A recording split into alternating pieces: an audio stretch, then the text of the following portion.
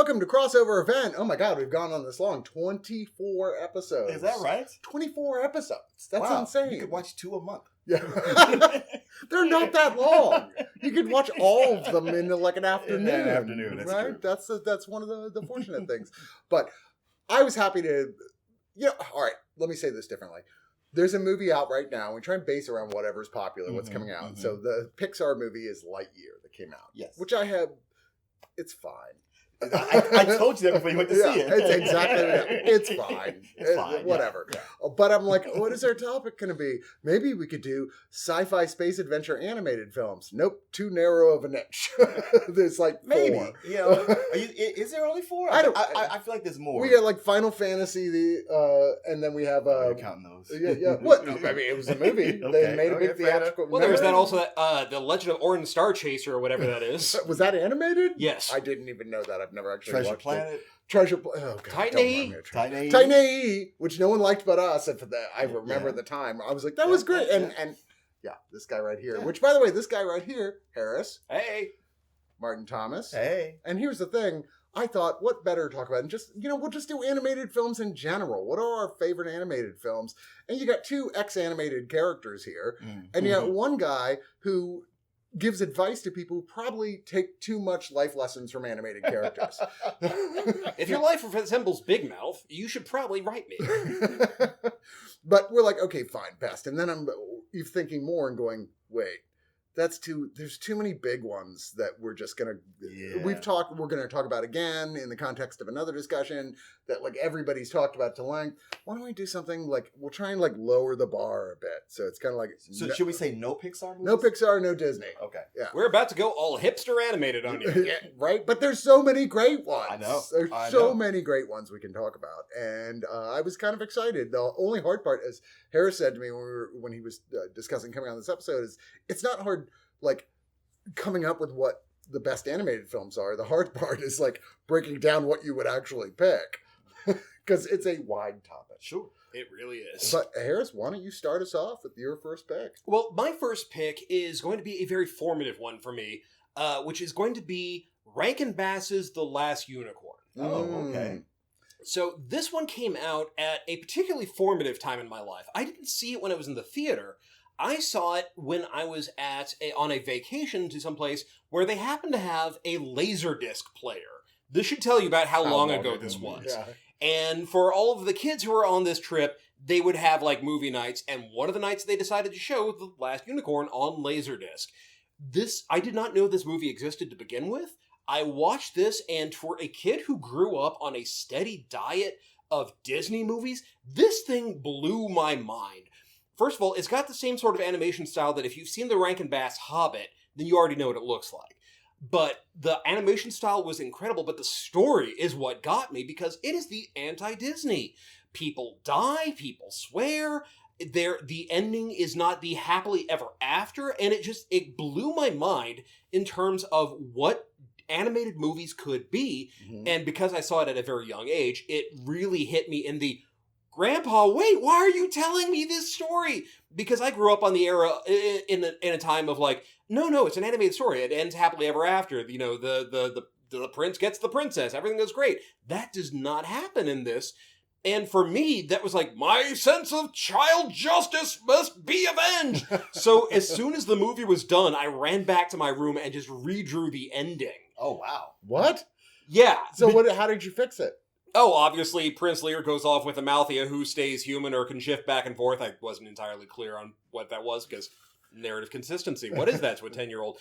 Actually, no, sorry, I was single digits. What is that to a 9-year-old? And then just like realizing, like, wait, storytelling is powerful. I can tell stories? That's amazing. Oh, that was your gateway to doing that. Yeah, exactly. That was your first time to sort of try and tell your own story? Yeah, trying to fix what I thought was a crime. It's been a decade since I've seen The Last Unicorn. What happens in it?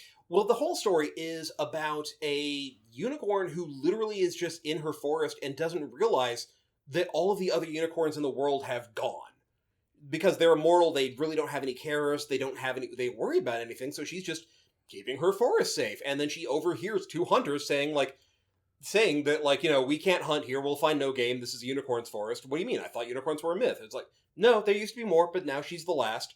And she realizes, wait, I'm the last? What? And goes off to find out what happened, and everything kind of spirals from there.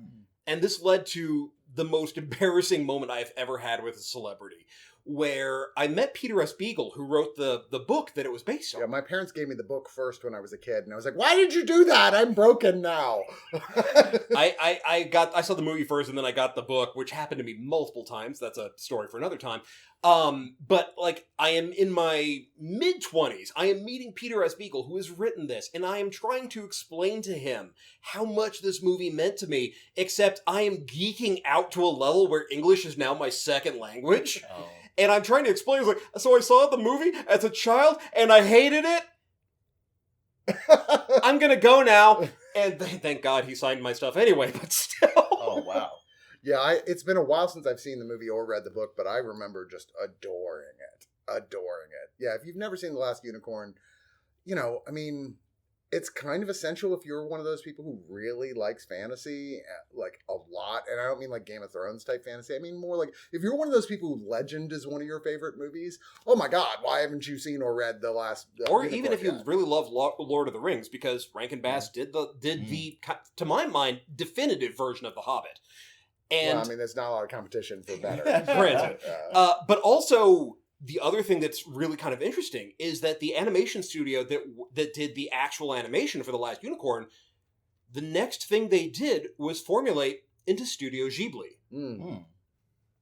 So it's really the proto Hayao Miyazaki studio. Oh, Did wow. not know that. Well, That's very Martin, what about fascinating. you?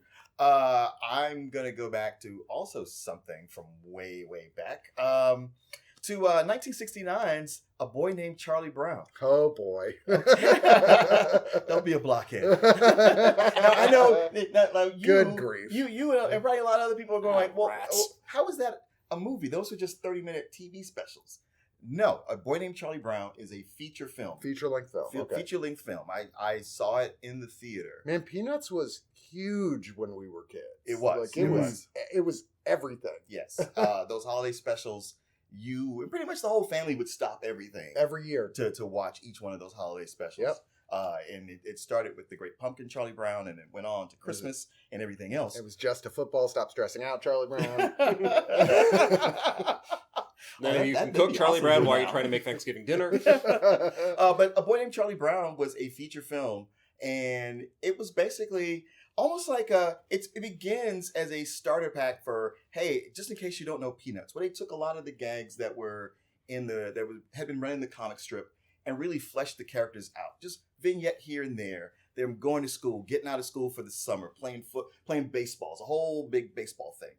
But it doesn't really kick in until the second act, that's when the plot is about Charlie Brown entering a spelling bee contest. Because as much as he's been bad at everything, he's a good speller. And he goes to regionals and nationals, and it's all about him, where he's even sponsored, and he has to travel by himself to go be on the televised national stage to compete in the spelling bee.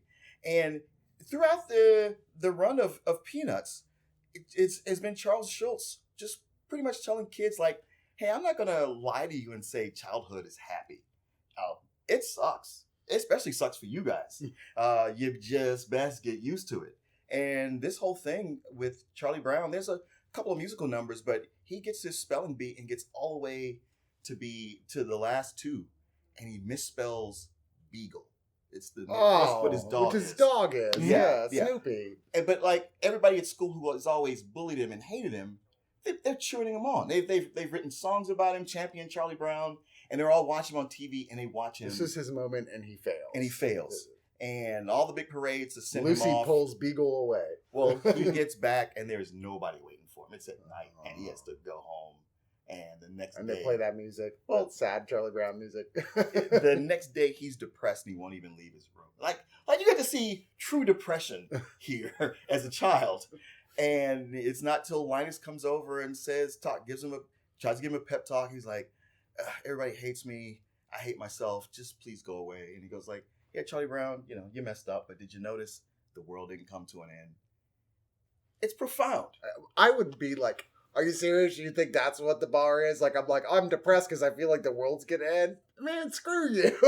No, that's not Charlie Brown, and you're not 8 years old anymore. No. There were a lot of shows like that for kids that was just kind of like, wow, we're going to make this as dark as humanly possible and still be, like, acceptable for children. It's like The Year Without a Santa Claus, where it's like, hey, kids, you know the guy who loves you and brings you presents? Well, guess what? You don't believe in him enough, and now he wants to eat a bullet. Yeah, that was True. the childhood we grew up with. So now we look at you kids and you're like, really? You're getting upset over that? Really? Wow, Really? your You think your entertainment- Steven Universe is too dark? You think your She-Ra's got complicated messages? Let me tell you about the life and times of Santa Claus. We Oh, must you're so worried. We must protect the kids. We They must can protect handle our it. children from things that might make them cry. Children should cry from Exactly. entertainment. It makes them think about things. Our entertainment was trauma. It's true. And we loved it. That's all we had. I think the next one they're actually working on now is Google redhead lesbians that will never hook up with you, Charlie Brown. All right, so I'm going to go to one that anybody who actually knows me is not going to be surprised with, which is the Japanese Hayao Miyazaki film My Neighbor Totoro. Now, this is You not... said no Disney films. They bought it after the fact. That doesn't count. They bought it, years, decades after it was released. They bought it. This is from Studio Ghibli, which now, yes, Disney has the contract to re-release. And you can watch this on Disney Plus if you have that, including the rest of Miyazaki's films. I don't think they have everything, but they have like the bulk of the Miyazaki films on there. Anyway, this was an odd one for me to like as much as I did, and I'm still a little confused why I like it as much as I do. I've watched it so many times. I have Totoro, which is this giant, fluffy, adorable monster that befriends a little girl in the film. I have like 8 versions of him in my house of various stuffed sizes and plastic ones and decals and what have you. I'm pretty sure they come to life at night. I saw a thing where there's a bed, and I was like, honey? She's like, no. No. No, absolutely not. You buy that bed, you'll be sleeping on it. I mean, my first Miyazaki was Mononoke. Well, not counting Castle of Cagliostro, which I didn't know who Miyazaki was at the time. Sure. I was just, you watch it on early cable. Hey, And it was cool. Lupin the Third. That's Yeah. how you do Or Lupin you're the like Third. me and you watch it in the arcade where they turn it into cliffhanger. That's true, that too. But this just, for whatever reason, as simplistic as it is, this is the very definition and stripped down to the most bare level of why people love Miyazaki as much as they do. There's very little plot to this film at all. Most of it is just gorgeous backgrounds and sound of the wind and bells ringing and just the beautiful relationship between this girl and what is obviously like a fantasy going on in her head, but the movie never bothers to try and even go it's probably just a fantasy happening in her head. As far as the movie's concerned, it's really happening, but it doesn't really matter. I mean, there's a scene where she's just like bouncing up and down and then sleeping, hugging on top of this giant furry love monster, which I've been accused of being in the past too. But Then he got waxed. Yeah, indeed. But I found this so adorable and lovable that it rang a bell inside of me. Every time I watch it, I weep, and I don't even know why I'm weeping. I get it. There's something about it that's so simple and touching, and just more than any other movie I am aware of brings you back to that point of being like 6 years old. Yeah. And that child inside of you that's like, who is so fantasy prone that the whole world is so much wider than it actually is. Sure. Like nothing is what it is. It's all something else and bigger. It's just an amazing, beautiful work of art, and certainly, probably of everything we're going to talk about, the best movie that to show very, very, very young children. Yes. Because they will like it, but then weirdly, like I said, people in their 50s are like, I love it so much. You know that the Miyazaki Museum in Japan actually built a replica of that house. Oh, I know. I went to Tokyo and we tried to go, and they were like, you have to reserve tickets like months in advance. I'm like, but I'm an American. don't you know who I am? All right, Harris, what's your next pick? Well, it's interesting you mentioned Miyazaki, because my next pick is going to be another formative movie for me, Nausicaa and the Valley of the Wind. Oh, going right back to Miyazaki. Okay. Yeah, but when I first saw it, it was not Nausicaa and the Valley of the Wind. I saw it way back in the day when it was redubbed and recut to be called Warriors of the Wind. Oh, yeah. That's right. Yeah. Now, if you have ever seen the VHS cover, and I suggest you Google it because it is a thing of beauty. The VHS cover of it is like the most Roger Corman-esque, this shit is not actually in the movie that you will ever see. Which made my trying to find it really interesting. I saw it randomly on TV, again on vacation. I don't know why these things keep happening to me on vacation. And it was one of those it came on. It was literally the start of the movie as Nausicaa is just flying over the desert into the toxic jungle. At which point I'm just like, everybody stop what you're fucking doing. We are watching this. We are not moving from this. And it was just the most beautiful, moving, incredibly sumptuously animated thing I have ever seen. And it blew my mind. I did not know that animated movies could be like this. And later on, growing up, once I had a car, I could drive around. I was going to my local comic store, and they had this giant poster in the window of what was very clearly Zandra, what they renamed her for the movie, in front of, they called it a giant Gorgon. In the movie, it's really giant Omu. And I was like, wait, what the hell is this? And I run into the store and say, okay, what the hell is with that poster? And they're like, oh, you didn't know that this was a comic series. And I just blazed through that collection. Like, I bought every single copy they had and blazed through. And I was like, my God, there's more to this? And just going through is like, what? The story was amazing, but like in and of itself, it was the part that just kind of sold it for me was when Lord Yuppa shows up. And at first, this old guy riding an ostrich, okay, kind of cool. But you learn over the course of the movie, he is a secret badass that everybody has heard of, and just in the only fight scene I want to say of any significance outside of like 5 seconds of Princess Mononoke, it is just the most gorgeous fight scene of an old guy just whooping ass left, right, and center, and then it just gets like discarded the rest of the way through. It's like the rest of this movie, nope, it's going to be about a young girl trying to stop a war between two countries through the sheer power of just love and idealism and willingness to sacrifice. And just watching that, I was like, my God, this is like, it opened my mind to what movies could be, and really kind of set me off as a lifelong animation fan of more than just Disney. Of like the potential of this medium is incredible. And then finding every other Miyazaki movie, because especially at this time, you couldn't get them. Mm-hmm. You could not get them in stores like you can now. You kids today don't know how lucky you are, except through like in my day, third or fourth generation fan subs that were copied, copy of a copy of a copy. So you may be enjoying your copy of Castle of the Sky, but you better hope that like the tracking was okay on it, because otherwise you're going to get to the climax. It's going to be.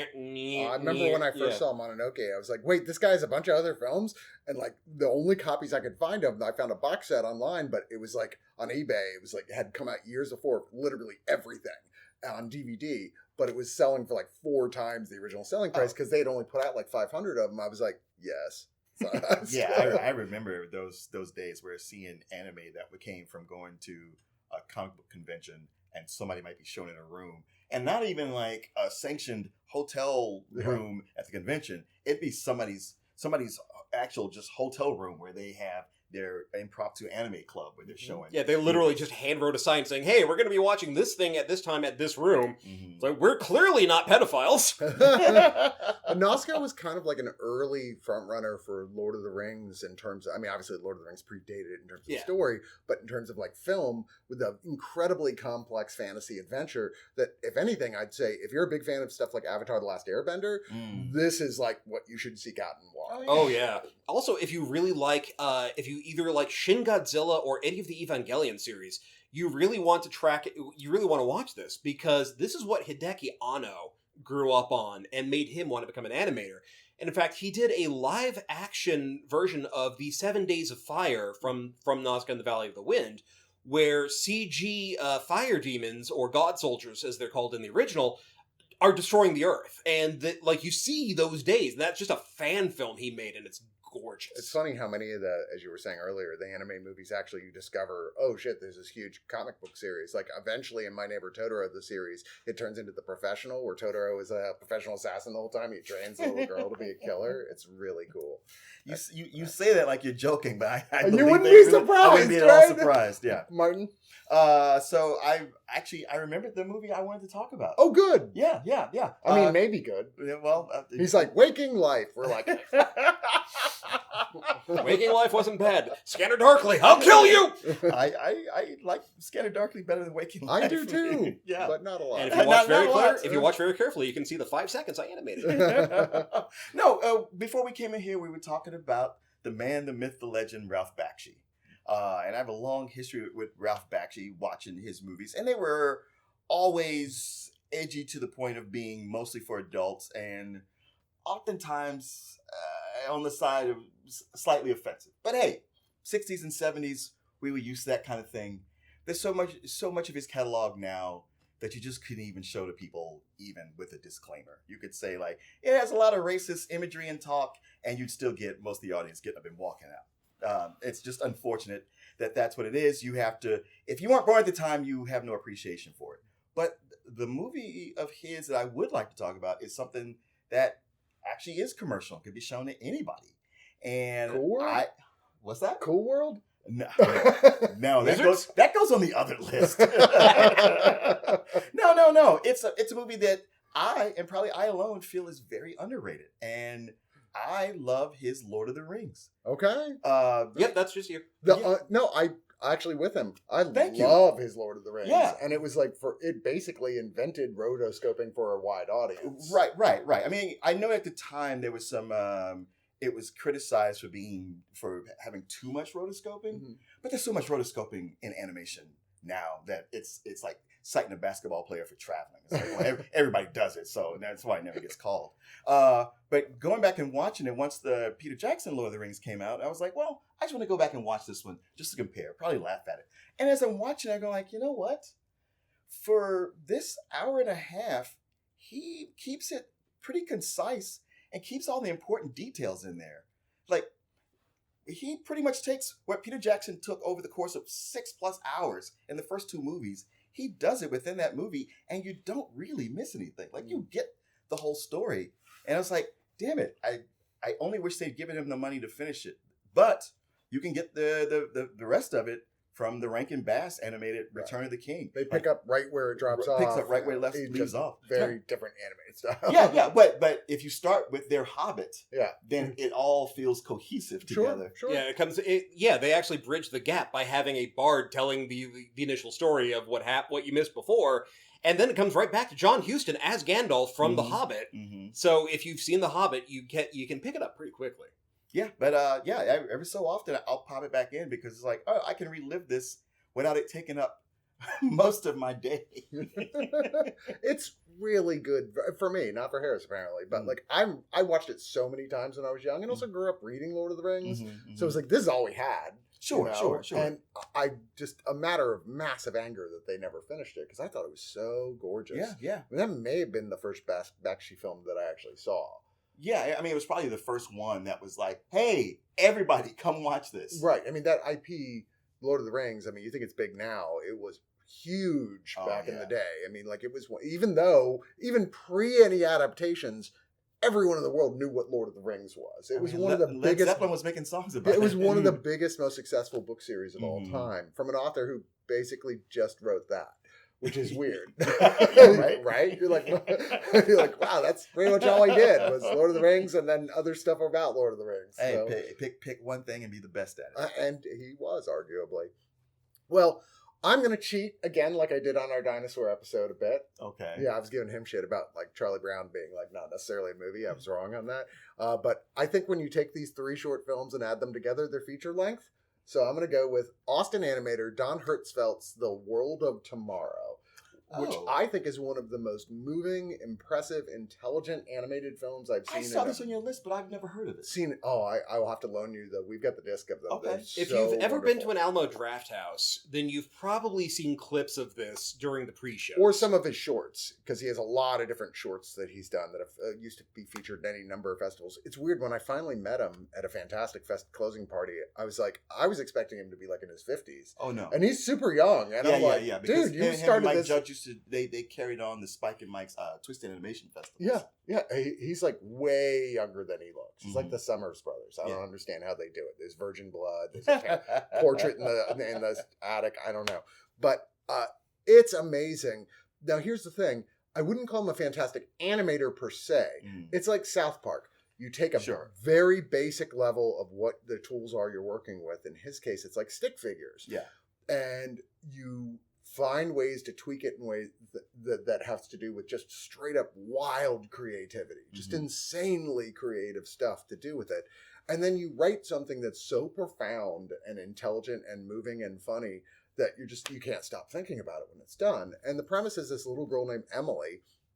Basically, she's like lives in not now, but like I think it's supposed to be like 100 years from now or something.